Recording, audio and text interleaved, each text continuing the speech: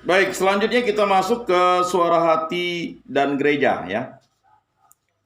Dalam memberikan bantuannya kepada kaum muda untuk membentuk suara hatinya, gereja perlu membeberkan makna dan nilai terdalam yang bisa menerangi kaum muda dalam hal jalan kebenaran dan hidup. Yohanes 14 ayat 6. Pendamping dewasa perlu memberikan perhatian khusus untuk membantu kaum muda ketika mereka membentuk suara hatinya dalam penyatuannya dengan pesan dan bimbingan gereja. Yang terpenting, kaum muda perlu melihat pentingnya komunitas gereja selagi mereka membentuk keputusan moralnya.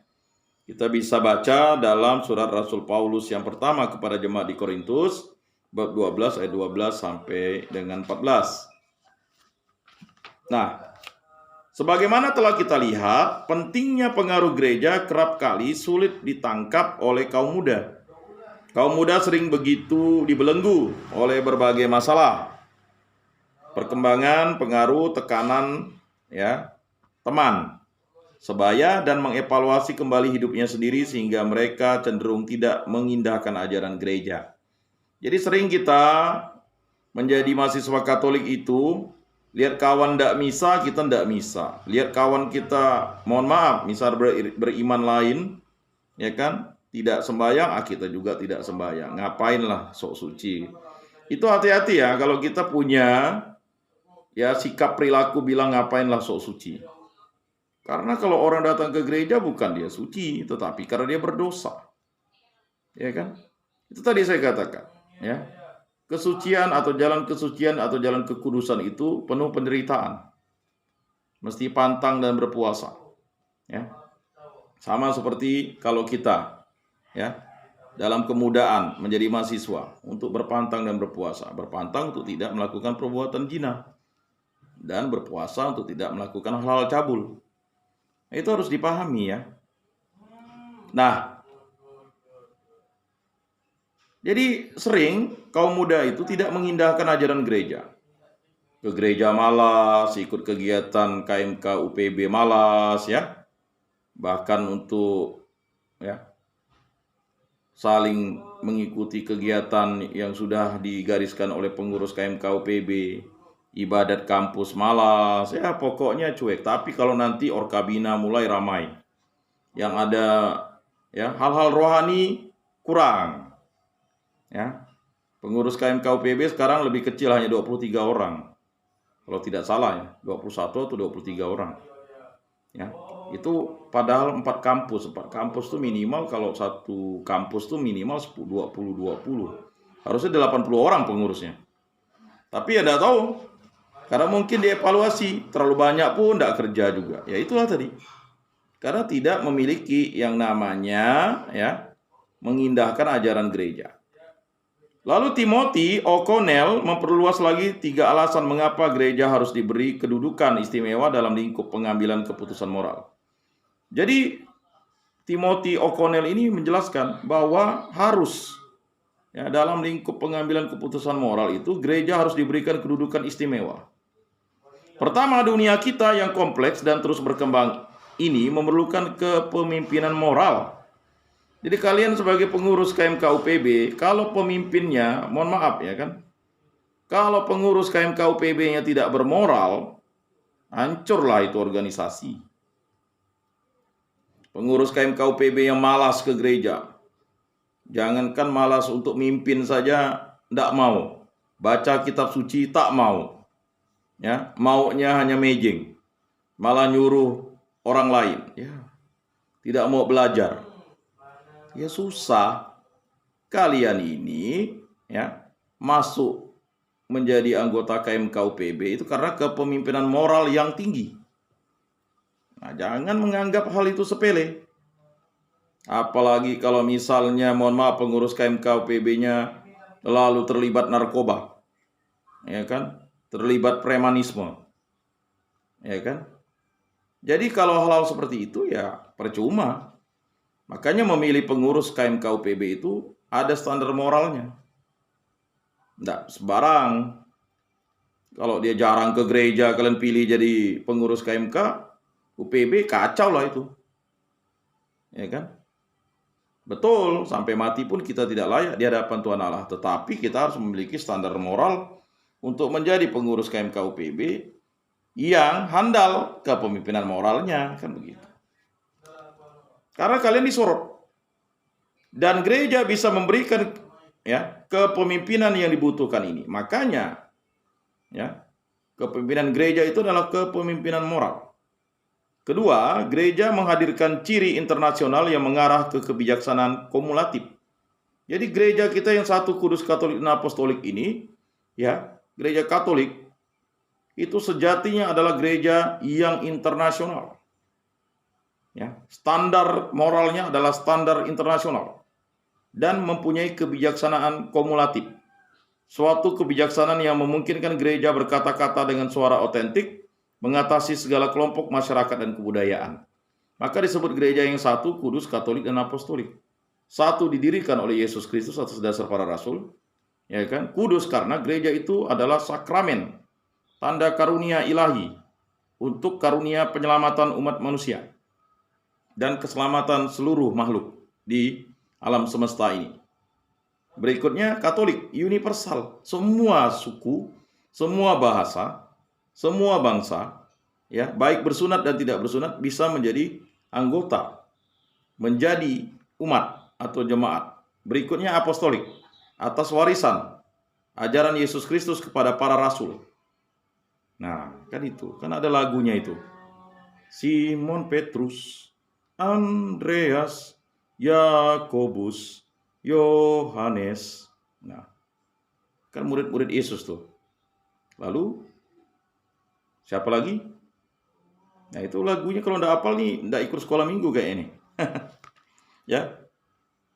Jadi kan Simon Petrus, Andreas, Yakobus, Yohanes, kan? Lalu Filipus, Thomas, Yakobus anak Alpius,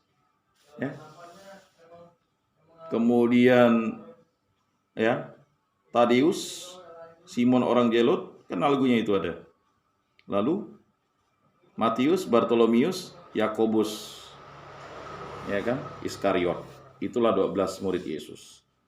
Ini jangan sampai tidak hafal tuh. Nah, Yesus saja mendiri atau memilih sekelompok orang. Itulah koinonia, persekutuan.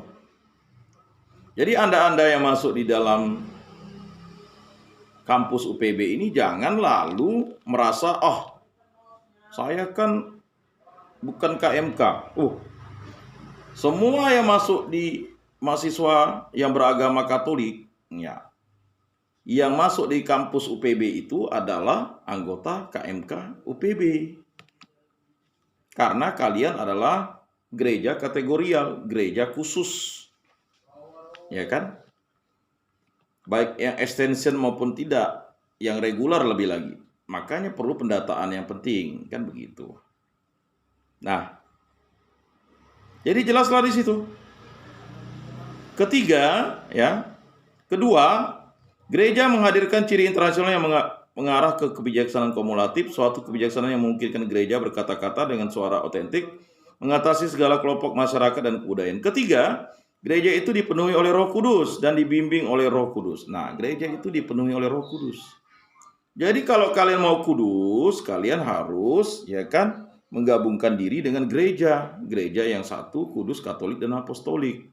Karena di gereja itu kita bisa menerima kekudusan. Apa itu kekudusan yang kita terima? Yang pertama ketika kita dibaptis, sakramen baptis. Kemudian kita menerima sakramen ekaristi. Kemudian kita menerima yang namanya sakramen krisma. Sakramen baptis dan sakramen krisma itu hanya diterima sekali. Itulah menandakan diri kita, menginisiasikan kita bahwa kita adalah pengikut Kristus. Disebut sakramen inisiasi. Sakramen tanda bahwa kita menjadi orang Kristen yang sejati. Selanjutnya ada sakramen untuk menyembuhkan diri kita dan melepaskan kita dari dosa, yaitu sakramen rekonsiliasi atau sakramen pertobatan, sakramen tobat. Kemudian ada sakramen pengurapan orang sakit. Itu adalah suatu tanda bahwa gereja yang memperhatikan orang pendosa dan orang sakit. Dan itu diberikan Yesus. Karena Kristus Yesus yang taat kepada Bapaknya.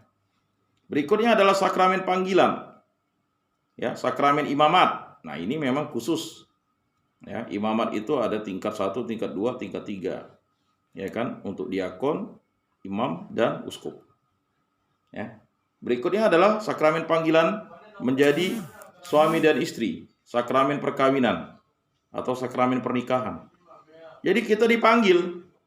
Nah, kalau kita tidak dipanggil, ya kita tahu dalam Matius itu dijelaskan, ada yang tidak bisa kawin karena memang cacat. Ada yang tidak dapat kawin karena memang dia untuk kemuliaan Tuhan, dan ada yang tidak kawin karena kemauannya sendiri. Jadi saudara-saudari yang terkasih dalam Yesus Kristus, ya, jangan menganggap perkawinan itu bukanlah kekudusan. Perkawinan itu adalah jalan kekudusan bagi yang akan membentuk keluarga. Jadi semuanya itu adalah jalan kekudusan yang diberikan oleh Tuhan Allah melalui Roh Kudus. Gereja dipenuhi oleh Roh Kudus dan dibimbing oleh Roh Kudus. Jadi kalau kita ingat berdosa kepada bapa dan anak dan putra, ya kan, atau putra, dosamu diampuni. Tapi kalau kamu berdosa kepada Roh Kudus, dosamu tidak diampuni. Nah itu, hati-hati. Jadi jangan sampai kalian menghujat Roh Kudus, terutama yang sudah dibaptis, ya, dan menerima sakramen-sakramennya. Jangan sampai mutiara itu masuk ke mulut babi dan anjing dan dikoyak-koyak oleh babi dan anjing. Jadi saudara-saudari yang terkasih dalam Yesus Kristus, kalau kalian sudah menerima sakramen Ekaristi lalu berzina, lalu terima sakramen Ekaristi atau komuni kudus, berarti kalian mencemarkan diri sendiri. Itu tidak layak dan pantas, makanya kalian harus menerima sakramen pertobatan. Akuilah dosamu sekurang-kurangnya setahun sekali. Nah, jadi itu harus dipahami ya, sebagai orang muda, sebagai mahasiswa. Nah, semoga ini bisa disampaikan. Nanti kalau misalnya kawan-kawan yang belum nonton, bisa ditonton atau didengarkan di channel YouTube saya tuh. Supaya nanti mungkin karena tidak sempat, ya, maklumlah, ya kan, mungkin kerja atau mungkin tidur, main game, ya kan. Ini kan hanya berapa belas orang dari total ratusan orang, ya kan. Minimal lah 50 orang, bisa menyampaikan lagi ke 50 orang. Nah itu. Jadi jelas ya.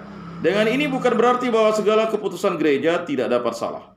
Gereja hampir tak pernah membuat deklarasi yang pada hakikatnya tidak dapat salah. Meskipun begitu, kehadiran Roh Kudus memberikan hak dan persuasi yang besar bagi pernyataan-pernyataan gereja.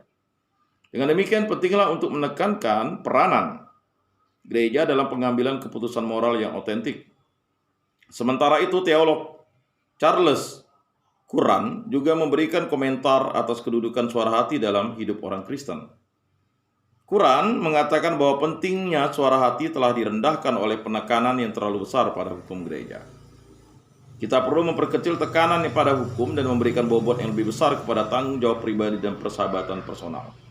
Jadi hiduplah bersahabat dengan semua orang. Itu kan tema Natal beberapa tahun yang lalu.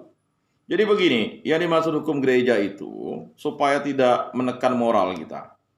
Ya, contoh jangan jauh misalnya kan, ada hukum gereja kalau misalnya orang berzina atau orang misalnya tidak menerima sakramen perkawinan, itu kan dilarang untuk menghadiri misa. Tetapi ya, setelah Konsili Vatikan kedua itu, hukum itu tidak ditekankan lagi, silakan untuk datang ke gereja, tetapi ingat ya, tidak boleh mencemarkan ya kan sakramen Ekaristima Kudus karena dia melakukan perzinahan atau dia kawin adat atau dia melakukan perselingkuhan. Jadi dia cukup duduk di tempat. Atau kalau dia mau maju, dia menyilangkan tangannya. Ya kan? Mengapa dia tidak boleh menerima sakramen Ekaristi? Karena dia mencemarkan dirinya. Nah itu harus dipahami. Jadi saudara-saudari yang terkasih dalam Yesus Kristus tuh harus dipahami ya. Nah, jadi jelaslah di situ. Lebih jauh lagi, manusia sebagai pelaku tindakan moral memerlukan penekanan yang lebih besar. Sebagai tambahan, pemahaman akan suara hati biasanya tidak melulu menekankan unsur kognitif dan tidak begitu memperhatikan dimensi afektif dari suara hati. Nah, jadi ini sifatnya itu kan memang kalau suara hati itu, ya kan, ya, tidak terlalu melihatkan itu atau tidak menekankan unsur kognitifnya. dan tidak begitu memperhatikan dimensi afektif dari suara hati. Akhirnya perhatian lebih besar perlu diberikan kepada bagaimana secara nyata orang Kristen sampai pada suatu keputusan moral. Jadi keputusan moral, contohnya misalnya, apakah saya harus mencium pacar saya? Itu kan keputusan moral. Kalau saya tidak mencium pacar saya, nanti saya diolok. Atau kalau saya tidak mencium pacar saya dianggap tidak jantan atau tidak betina. Nah, itu kan keputusan moral. Tetapi ketika kita menyandarkan diri keputusan moral pada moral Kristiani, jangan ingin berbuat cabul, baru ingin berbuat cabul ya sudah dosa. Berarti kita harus tahu keputusan moral kita, oh tidak, jangan kita lakukan karena kita belum layak dan pantas untuk melakukan itu. Kita hanya bisa melakukan itu pada suami dan istri kita yang telah sah, yaitu yang menerima sakramen perkawinan. Begitu. Cobaan ini kan harus disampaikan terus-menerus kepada orang muda. Ya. Nah, kita harus sangat berhati-hati dalam mempertanyakan bagaimana seseorang mengambil keputusan di tengah hidupnya. Apa yang dikatakan Quran terutama cocok untuk kaum muda. Kaum muda perlu memusatkan perhatian kepada pertanggungjawaban, persahabatan, tanggapan afektif, dan pengambilan keputusan moral pribadi. Jadi jelaslah di situ, kita tinggal di kos, kita harus membutuhkan yang namanya pertanggungjawaban, lalu persahabatan. Jadi kita pacaran itu kan untuk bersahabat, ya. Lalu tanggapan afektif, oh ini salah, ini keliru, ini tidak boleh, ini melanggar. Lalu pengambilan keputusan moral pribadi, ya jelas. Kalau kita tidak ke gereja pada hari Minggu, wah tidak bisa, kita harus ke gereja. Maka setiap kali kegiatan-kegiatan kita yang berhubungan dengan kegiatan sosial, janganlah sampai kita tidak atau meniadakan misa pada hari Minggu. Contohnya baksos di kampung, lalu kita tidak ibadat pula pada hari Minggu, malah baksosnya kerja bakti, yang tidak bisa begitu. Ya, kita harus membuat program itu karena kita umat Kristiani harus memuji dan memuliakan Tuhan. Kuduskanlah hari Tuhan, ya kan? Yang jelas kan jangan memuja berhala, berbaktilah padaku saja dan cintailah aku lebih dari segala sesuatu. Mungkin banyak di antara kita berhala terhadap game, ya berhala terhadap misalnya warkop. Jadi ke warkop 8 jam, bahkan sampai 24 jam, tidak melekat di situ. Tapi pergi ke gereja 1,5 jam tak mampu. Ya kan itu sudah berhala. Waktu 8 jam itu sudah dibuat Tuhan, 24 jam, 8 jam untuk tidur, 8 jam untuk bekerja, 8 jam untuk berekreasi, bersuka cita. Ini 8 jam habis semuanya untuk bermain game, bahkan makan pun megang HP, main game, sampailah 24 jam. Tidur pun ditemani HP, seakan-akan HP itu adalah Tuhan baru. Nah, itulah yang disebut berhala baru. Nah, masing-masing faktor tersebut mempunyai pengaruh besar dalam hidup remaja, dan masing-masing faktor membantu kaum muda dalam memperdalam pemahamannya terhadap kematangan suara hati. Sekarang kita bisa melihat orang yang matang suara hatinya itu akan mendengarkan, ya kan, kegiatan-kegiatan rohani yang sifatnya membina diri. Ya, banyak di antara kita mungkin ratusan orang atau puluhan orang, ngapainlah ikut bimbingan rohani ini, habiskan waktu. Padahal kita bisa dengan Google Meet, kita bisa melakukan aktivitas lain, ya kan? Kita bisa sambil makan karena tidak ada di sini kan tidak ada yang aktifkan kameranya, ya tidak ada masalah. Yang penting mendengarkan kan. Nah, kita bisa mengerjakan tugas, ya kan? Kita bahkan mungkin kalau HP-nya 2, satu dihidupkan, satu dia misalnya main game kan. Tapi nah sekarang kan multitasking. Hidup di zaman sekarang kan multitasking. Sama seperti orang, bisa masak nasi, habis itu mencuci dan mandi kan.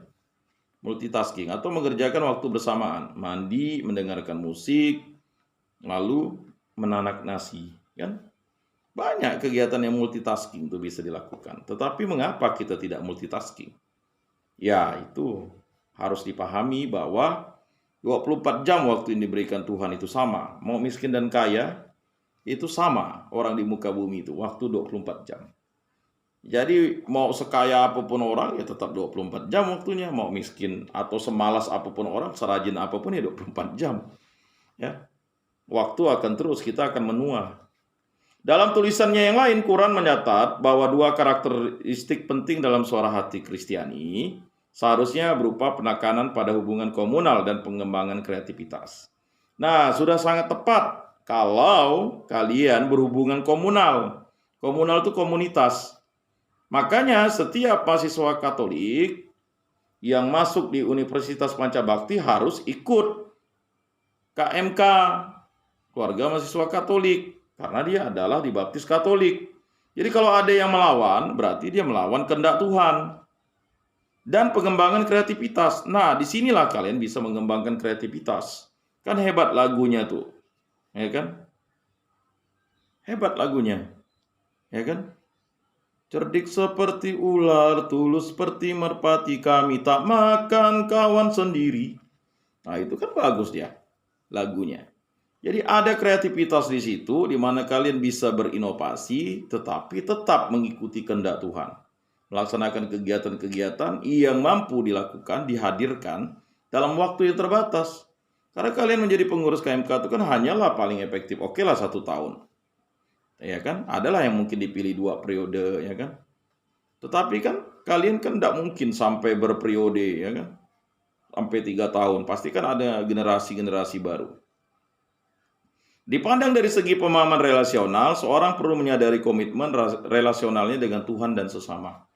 Jadi hubungan relasi kita itu dengan Tuhan itu harus intim. Cintailah Tuhan Allahmu dengan segenap hatimu, dengan segenap jiwamu, dengan segenap akal budimu, dengan segenap kekuatanmu, dan cintailah sesama manusia seperti diri sendiri.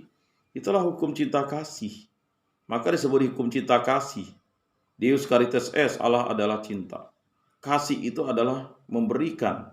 Cinta itu kepada sesama seperti diri sendiri. Itulah cinta kasih. Loh. Ya kan? Di sini berarti kita memperhatikan hakikat sosio-personal dalam suara hati manusia. Jadi ingat, hidup kita itu ya, teologi dan sosiologi itu teologi ilmu tentang Tuhan, sosiologi ilmu tentang kehidupan sosial masyarakat. Jadi menggabungkannya ya seperti itu. Jelas. Jadi Yesus mengajarkan bahwa ya, cintailah Tuhan Allahmu dengan segenap hatimu, dengan segenap jiwamu, dengan segenap akal budimu, dengan segenap kekuatanmu, dan cintailah sesama manusia seperti diri sendiri adalah suatu kehendak Tuhan. Dipandang dari segi kreativitas, orang Kristen secara bertahap meninggalkan kecenderungan legalistiknya, dan di bawah bimbingan Roh Kudus mereka diajak untuk menciptakan jalan yang unik dan personal dalam karyanya dalam kerajaan Allah. Jadi legalistik itu artinya terikat dengan hukum-hukum yang sebenarnya hukum itu mengatur kebebasan manusia, bukan mengekang. Ya, banyak hukum-hukum itu kan dibuat justru malah mengekang kebebasan. Kebebasan itu kan sebenarnya kebebasan yang bertanggung jawab. Ya. Contohnya ya kan hak yang sama, ya kan? Jadi perempuan dan laki-laki itu kan memiliki hak yang sama, ya kan? Manusia itu kan terdiri atas 2, lelaki dan perempuan, dan menjadi satu. Menjadi satu daging dia ketika dia dipanggil untuk menjadi suami istri. Dan hakikatnya sama, kedudukannya sama. Ya kan? Nah, mungkin dalam unsur biologis berbeda, karena untuk membedakan ya, bahwa ini laki-laki dan perempuan. Tetapi pada hakikatnya atau ya, Tuhan menciptakan laki-laki dan perempuan, itulah manusia. Makanya ya manusia itu memberi nama pasangannya itu Hawa. Ya. Tetapi manusia itu sendiri pada awalnya ya Adam itu. Jadi tulang dari tulangku, daging dari dagingku, kan begitu. Jadi saudara-saudari yang terkasih dalam Yesus Kristus, pada pertemuan ini hendaknya kita menyadari bahwa kita sebagai pengurus KMKUPB, sebagai anggota KMKUPB, memiliki tanggung jawab moral untuk selalu setia kepada Yesus Kristus. Dan ketika kita masuk di Universitas Pancabakti ini, kita harus tahu bahwa kita adalah mahasiswa Katolik Universitas Pancabakti, 100% Pancabakti, 100% Katolik, 100% Indonesia. Jadi makanya kita harus menggabungkan diri, mengikuti kegiatan-kegiatan. Kan kegiatannya seumur hidup, 4 tahun ya kan. Setelah itu kita menjadi alumni. Ngapa sih kita mengekang diri dengan hal-hal yang tidak, ya kan, tidak bersukacita, ya kan, modelnya mikirkan hal-hal yang ya jelimet-jelimet, susah-susah, terlalu bawa perasaan, baperan, ya kan. Oh, di situ ada mantan pacar saya waktu SMA jadi pengurus KMKUPB, ngapain gabung? Oh, di situ ada musuh saya dulu, ya kan, berebut pacar, oh, jadi tak mau gabung. Mengekang diri dengan sesuatu yang sebenarnya tidak perlu, tidak penting. Makanya kawan-kawan, ayo, ya kan, saudara-saudari yang terkasih, gabung di KMKUPB untuk membentuk diri, mengikuti kegiatan-kegiatan programnya. Seperti kegiatan Google Meet ini kan kegiatan kemitraan antara pengurus KMKUPB dengan Bimas Katolik melalui saya, penyuluh agama Katolik, untuk mendampingi kalian. Nah, sekarang kan paling mudah caranya, sarananya Google Meet. Google Meet saja kan kalian kan boleh Google Meet di rumah, di kos, di mana, ya kan? Kalau kita bawa legalistik, terlalu legal misalnya, ya kan? Lalu kita tunggu di sekretariat KMK, yang datang ya itu-itu saja kan?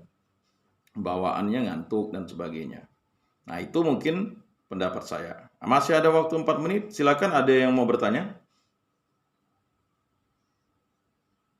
Atau cukup ya? Kita ketemu minggu depan. Baik, kita tutup bimbingan penyuluhan dan katekese kita dengan berdoa dalam nama Bapa dan Putra dan Roh Kudus. Amin. Allah Tritunggal yang Maha Kudus, kami bersyukur di hadirat-Mu. Kami telah kurang lebih 1 jam bersama untuk membicarakan tentang moral kaum muda. Semoga ajaran dasar ini mampu menciptakan diri kami menjadi pribadi yang selalu seturut kehendak Allah. Berkatilah kami, berkatilah kuliah kami, berkatilah orang tua kami, berkatilah saudara-saudari kami, berkatilah orang-orang yang sayangi, dan juga mungkin orang-orang yang membenci kami. Dan berkatilah kami agar kami berhasil sukses memperoleh prestasi yang baik, nilai yang baik, dan dapat menyelesaikan pendidikan kami dan memperoleh gelar sarjana, dan nantinya dapat bekerja dan melanjutkan ke perguruan atau ke jenjang perguruan tinggi yang lainnya untuk S1, S2, dan S3, dan sebagainya. Berkatilah kami, para pengurus KMKUPB, agar diberikan kekuatan, agar kami mampu melayani sesama kami di kampus UPB ini, dan juga menjadi terang dan garam, baik di kampus, di masyarakat, dan dimanapun kami berada. Semua doa ini kami serahkan ke peraturan Tuhan kami Yesus Kristus yang hidup dan beraja, kini dan sepanjang segala masa. Amin. Dalam nama Bapa dan Putra dan Roh Kudus. Amin. Semoga bermakna dan bermanfaat dalam hidup kita, kegiatan kita ini. Salam kasih, damai, dan sejahtera. Tuhan memberkati, menyertai, dan melindungi kita semua. Terima kasih untuk sarana ini. Terima kasih Pak